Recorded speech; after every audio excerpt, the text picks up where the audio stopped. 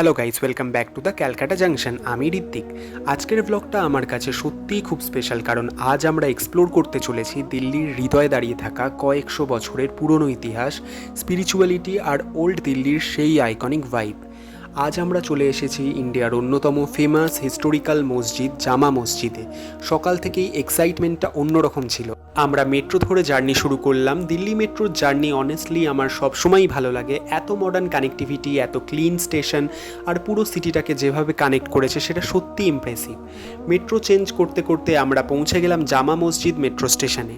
আর station থেকে বেরিয়েই পুরো পরিবেশটা একেবারেই বদলে গেল।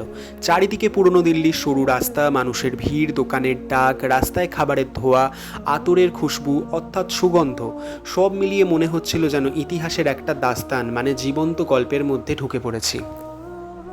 ওল্ড দিল্লির একটা আলাদা পার্সোনালিটি আছে। এখানে মডার্ন দিল্লির মতো শুধু বড় বড় বিল্ডিং নেই, এখানে প্রতিটা রাস্তা, প্রতিটা গলি যেন কয়েকশো বছরের ইতিহাস বয়ে নিয়ে চলেছে।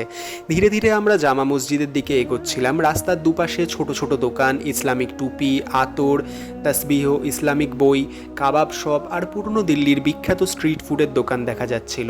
আর অনেস্টলি পুরো পরিবেশটার মধ্যে একটা আলাদা তেহজিব অর্থাৎ ভদ্রতা, সংস্কৃতি আর পুরনো শহরের আভিজাত্য ফিল হচ্ছিল।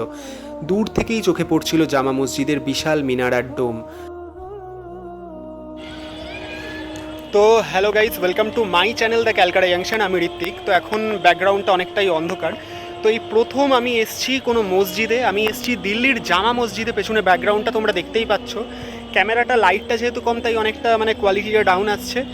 তো এখন জামা মসজিদের চারিপাশটা তোমাদেরকে ঘুরে এর হিস্ট্রি সম্বন্ধে ভয়েস ওভার করে বলবো।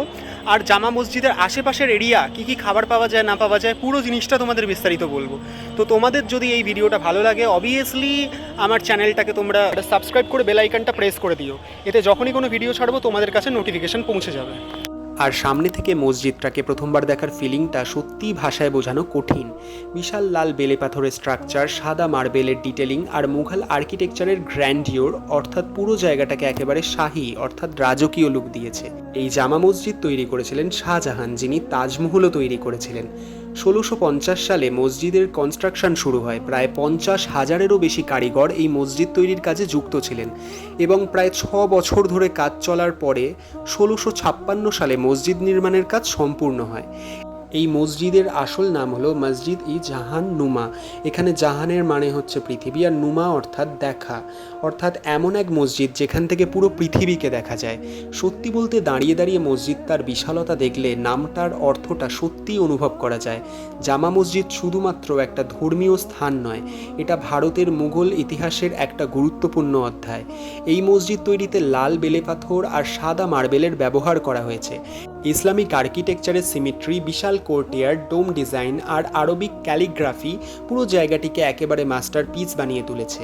ভিডিওতে তোমরা দেখতে পাচ্ছ 3টি বিশাল গেট, উঁচু মিনার, মার্বেলের সুন্দর ডিটেলিং আর সেই গ্র্যান্ড কোর্টিয়ার্ডের পুরো জায়গাটিকে একেবারে সিনেম্যাটিক ফিল দিচ্ছিল।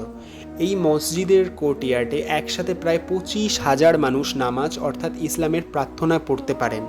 বিশেষ করে জুম্মা অর্থাৎ শুক্রবারের নামাজ আর ঈদের সময় পুরো জায়গাটিতে হাজার হাজার মানুষের ভিড় হয়ে যায়। আর একটা ইন্টারেস্টিং বিষয় হলো এই মসজিদের ইস্ট গেট একসময় শুধুমাত্র সম্রাট এবং রাজপরিবারের জন্য খোলা থাকতো। মসজিদের ভেতরে ঢোকার সময় একটা আলাদা অ্যাটমসফিয়ার ফিল হচ্ছিল। চারিদিকে মানুষ ইবাদত অর্থাৎ উপাসনা করছে, কেউ কোরআন পড়ছে, কেউ চুপচাপ বসে আছে। পুরো জায়গাটির মধ্যে একটা আলাদা সুকুন অর্থাৎ মানসিক শান্তি কাজ করছিল।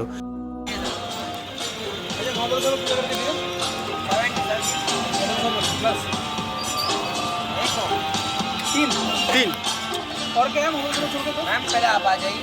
हाँ और क्या दो सर मॉकटेल है ठीक है मैम थैंक यू। এদিকে তাকা, এদিকে তাকা।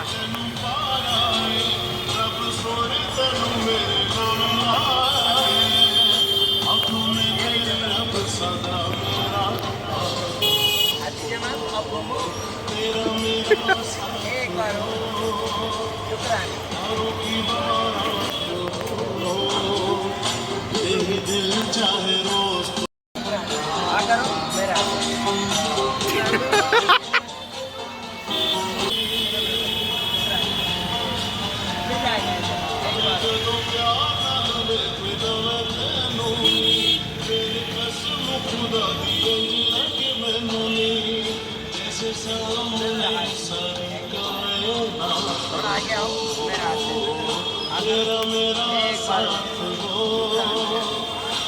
এতক্ষণ তোমাদের যেমন দেখালাম যে মসজিদ থেকে বেরিয়ে আমরা একটি মহব্বত শরবতের দোকান ছিল, সেখান থেকে একটা অত্যাধুনিক পদ্ধতিতে মানে এই যে দাদা ছিলেন তিনি আমাদেরকে শরবত খাওয়ালেন, সেটা তোমাদের পুরোটা দেখালাম।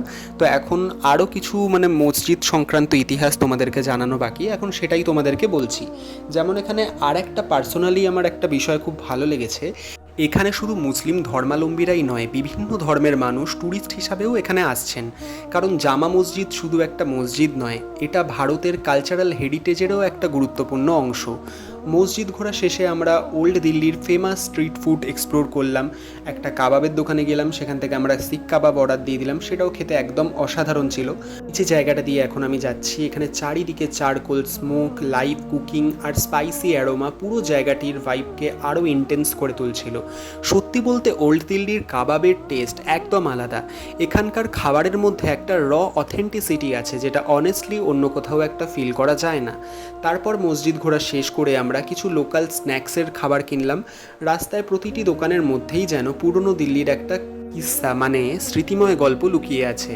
আজকের এক্সপিরিয়েন্সটা অনেস্টলি আমার কাছে অনেক স্পেশাল ছিল। একদিকে ইতিহাস, অন্যদিকে স্পিরিচুয়ালিটি, আর্কিটেকচার আর ওল্ড দিল্লির স্ট্রিট ফুড কালচার, সব কিছু একসাথে ফিল করার জন্য জামা মসজিদ সত্যিই একটা আনফরগেটেবল এক্সপিরিয়েন্স। তোমরা যদি কখনো দিল্লি আসো তাহলে ওল্ড দিল্লির জামা মসজিদ অবশ্যই এক্সপ্লোর করো, কারণ কিছু জায়গা শুধু দেখার না, অনুভব করারও। তো এখন আমরা যেই জায়গায় রাত্রিরে ডিনার করতে এসেছি সেই জায়গাটা হচ্ছে করিমস রেস্টুরেন্ট। তো এখানে আমরা অর্ডার দিয়ে দিলাম একটা বাটার চিকেন, কাবাব, তার সাথে আমরা নান রুটি আর রুমালি রুটি।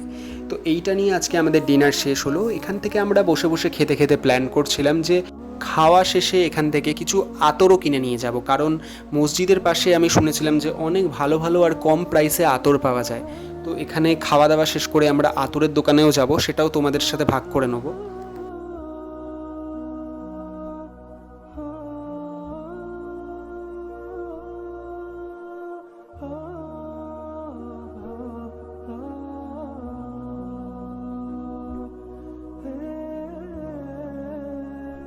তো ফাইনালি আমাদের আজকের ডিনার শেষ। তো ডিনার শেষ করেও যে রাস্তাটা দিয়ে আমরা বেরোচ্ছিলাম সেখানেও দেখতে পেলাম যে এখনও মানে মার্কেট এখানে শেষ হয়নি। অত্যাধুনিক পদ্ধতিতে এখানে অনেকে শরবত বিক্রি করছেন, বিভিন্ন রেস্টুরেন্ট তাদের অভিনব কায়দাতে বিজনেস করছে। জায়গাটা আমার কাছে খুবই আকর্ষণীয় লাগলো। এবার আমি যেহেতু একটু ফুডি, আমার খাওয়া দাওয়া শেষ হয়ে যাওয়ার পরেও আমি পুরো জায়গাটা ঘুরে দেখছিলাম যে কি কি আছে কি কি নেই। তো ফাইনালি আমরা এই পুরো মার্কেটটা ঘুরে এই আতরের দোকানে চলে এলাম। এখানে দাদা খুবই কম দামে আতর দিচ্ছিলেন। তাও তোমাদের মধ্যে যদি বার্গেনিং স্কিল থাকে তাহলে তোমরা অবশ্যই বার্গেনিং করে দেখতে পারো, কারণ আমরা অনেকগুলো কিনেছিলাম বলে আমাদের অনেকটাই ডিসকাউন্ট উনি দিয়েছিলেন। তো এখানে ফাইনালি আমরা আতর কেনা শেষ করে এবার বেরিয়ে যাব হচ্ছে মেট্রো স্টেশনের উদ্দেশ্যে, কারণ আমাদের প্রায় দুখানা মেট্রো চেঞ্জ করে যেতে হবে সঞ্জয় লেক, ত্রিলোকপুরী মেট্রো স্টেশনে। তো আজকের ভিডিওটা আমি এখানেই শেষ করছি। আশা করছি তোমাদের আমার এই ভিডিওটা ভালো লেগেছে।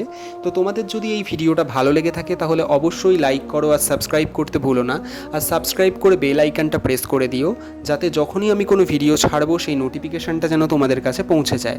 তো পরবর্তী ভিডিও হচ্ছে ইন্দ্রপ্রস্থ পার্ক। দেখা হচ্ছে পরবর্তী ব্লগে।